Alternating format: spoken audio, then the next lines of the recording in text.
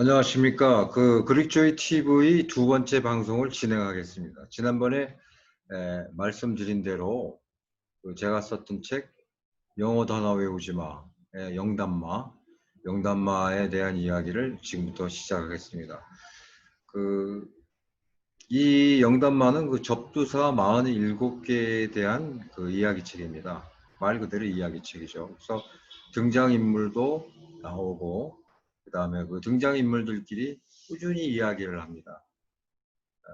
재미있는 이야기도 있고 뭐 덜 재미있는 이야기도 있고 잘 들어주시기 바랍니다. 그러면 영단마에 나와 있는 그 내용을 한번 공유해 보겠습니다. 잠깐만 기다려 주십시오.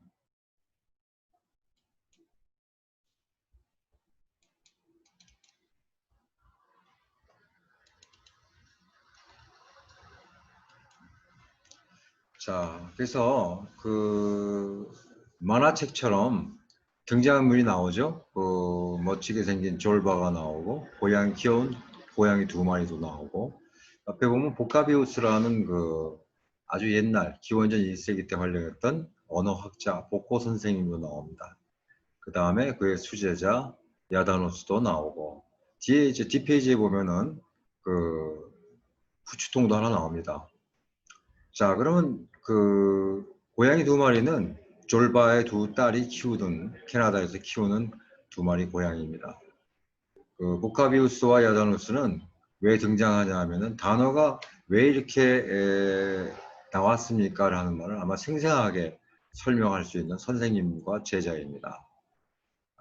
그래서 후추통은 왜 나왔느냐? 그러면 복가 선생님하고 얘기할 때 후추통을 올리브오일로 윗부분을 바른 다음에 3번을 톡톡 치면은 바로 우리 핸드폰처럼 복과 선생님이 나와서 그 당시의 이야기를 설명해 줄 겁니다.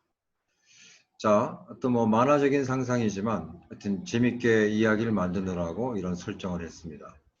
그래서 이 책에 보면은 졸바가 서울에서 조그만 그리스 음식점을 운영하는데 어느 날 문득 캐나다에 있는 두 딸이 자기네들이 키우고 있는 두 마리의 고양이를 데리고 한국으로 옵니다. 그래서 아빠한테 맡기고 자기네들은 그냥 재밌게 여행을 떠나버리죠. 그래서 아빠는 고양이를 한 번도 키우지 않았었는데 할 수 없이 딸들이 맡기니까 고양이를 이제 며칠간 데리고 있게 되죠. 그래서 퇴근을 해서 집에 와보니 이 녀석들이 아주 집안을 엉망으로 만들어 놨습니다. 근데 고양이 두 마리가 졸바에게 용서해 달라고 했고 또 영어로 please forgive us라고 영어와 한국말로 이제 이야기를 하는 겁니다. 황당한 얘기죠. 황당할수록 이야기는 재밌습니다. 그래서 이 친구들하고 고양이 두 마리하고 딸이 해외여행을 간 2달 동안 영어 단어에 대한 이야기를 신나게 나누게 됩니다. 자, 이 이야기는 이렇게 이제 시작이 되죠. 그래서 첫날, 둘째 날, 셋째 날, 5날까지 아마 접두사에 대한 소개 같은 이야기가 나오고 그 다음부터 본격적으로 아마 접두사에 대한 이야기가 나올 테니까 지루할지도 모르지만 재밌게 들으시고 아마 다음 방송서부터는 아마 본격적인 접두사가 나오게 될 겁니다. 그래서 아라비안 나이트 천일 야화처럼 이야기 첫날 이렇게 나옵니다. 고양이들이 졸바에게 영어 단어가 재밌냐고 물어봅니다. 그랬더니 졸바는 재밌다고 얘기를 합니다. 재밌다는 이야기는 왜 그러냐면은 한국 단어건 영어 단어건 단어는 한 줄 이야기라고 졸바는 고양이들한테 이야기합니다. 근데 단어는 한 줄 이야기 중에서 제일 중요한 요소 2개 내지 3개만 골라서 설정해 놓고 그걸 우리 암호나 서로 약속처럼 우리가 사용한다고 그런 얘기를 합니다. 그래서 한 줄 이야기를 완성시키는 퍼즐 게임이라고 말합니다. 영어 단어 공부 자체가. 그래서 재밌지 않냐고, 재미없을 수가 없다고 고양이들한테 얘기하니까 고양이 중 한 마리가 참 이상한 사람이라고 이제 얘기를 하죠. 졸바가 웃으면서 그 다음부터 이제 이야기를 시작합니다. 그 고양이들이 좋아하는 생선을 비유해서 졸반은 영어 단어는 생선의 머리, 몸통, 꼬리 세 가지로 나누어서 머리 부분에 해당하는 것이 접두사, 그 다음에 몸통에 해당하는 것이 루트, 어근이라고 얘기하고 마지막에 꼬리를 전미사라고 이제 설명을 합니다. 고양이를 이제 이렇게 단어에 이렇게 접근할 수 있도록 이제 유혹을 한 거죠. 그리고 그 중에서도 중요한 거는 그 머리 부분이 중요하다고 강변을 합니다. 이 책에서 이제 저번에 말씀드린 대로 47개를 이제 이야기책으로 만들었다고 했는데, 이 접두사만 잘 알아도, 47개만 잘 알아도 새로운 단어가 나오거나 기존에 알고 계신 단어에 대해서 다시 한번 새겨볼 그런 좋은 기회가 될 겁니다. 그냥 무턱대고 암기하는 것보다는 이렇게 그 원리를 알고 이해하기 시작하고 되새기면은 훨씬 더 단어에 대한 친밀감도 생기고 시간이 절약이 되죠. 그래서 이야기 둘째 날 이제 그 고양이가 물어봅니다. 살이 통통이 찐 몸통도 있는데 왜 접두사부터 시작합니까? 우리말에는 어두육미라고 해서 생선 대가리가 뭐 맛있다 그런 말들이 있는데, 그러니까 졸반은 그렇게 얘기합니다. 한 50개, 많으면 뭐 70, 80개 정도 접두사에 대한 의미만 가지런하게 우리가 머릿속에 넣어두면은 그 다음에 나오는 단어들은 쉽게 유추할 수 있고 추리할 수 있고 또 이해할 수 있다, 그런 이야기를 하면서 엉뚱하게 한자 이야기를 하고 우리 레고 놀이를 이야기합니다. 그래서 먼저 한자에 우리가 공부할 때 그 기본 부수를 모르면은 그대로 다 외워야 되지만 기본 부수를 우리가 몇백 개를 알면은 그 수천 개 되는 한자를 우리가 잘 이해할 수가 있죠. 그러니까 영어 단어도 마찬가지라고 봅니다. 영어 단어와 한자를 이렇게 같이 보는 경우는 드문데, 제가 보기에는 단어를 만드는 방법에 있어서는 뭐 마찬가지라고 봅니다.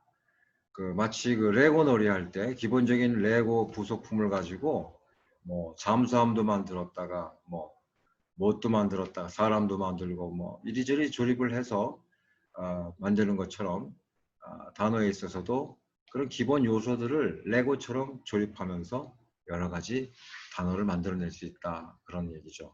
그래서 이제 예를 들어서 한자에 푼다는 말인 해자, 해설, 뭐 해도 등등 이런 말들이 많이 나오는데, 그 한자의 해자도 우리가 분해를 해보면은 그 소뿔과 칼과 또